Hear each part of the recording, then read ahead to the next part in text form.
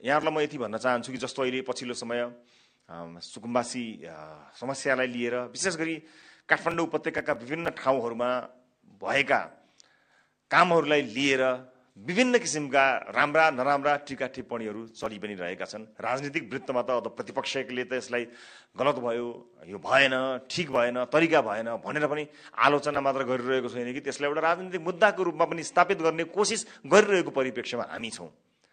म यति भन्न सक्छु, गरिबका मुद्दालाई, अप्ठ्यारोमा परेका मान्छेहरूलाई राजनीतिक मुद्दा मात्र बनाइरहने हो भने यसले समाधान दिन सक्दैन।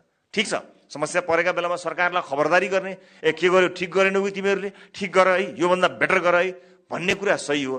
तर मानिसको जीवनसँग जोडिएको, मान्छेको भावनासँग जोडिएका कुराहरूलाई राजनीतिक हतियार बनाउनु चाहिँ वास्तवमा त्यो चाहिँ त्यति राजनीतिक विषय होइन। 30औं वर्षदेखि खोलाको छेउमा त्यो दुर्गन्ध, त्यो अस्वस्थता, त्यो असुरक्षाको बीचमा प्रत्येक रात मानिसहरूले काटेको विषयमा त्यति धेरै चिन्ता भएन।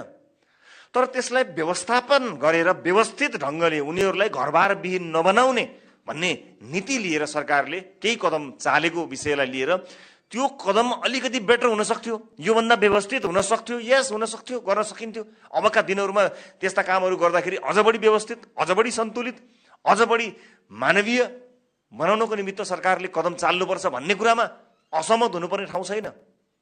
तर समस्यालाई समस्याका रूपमा राखेर तपाईँ आफै बताउनुहोस् त,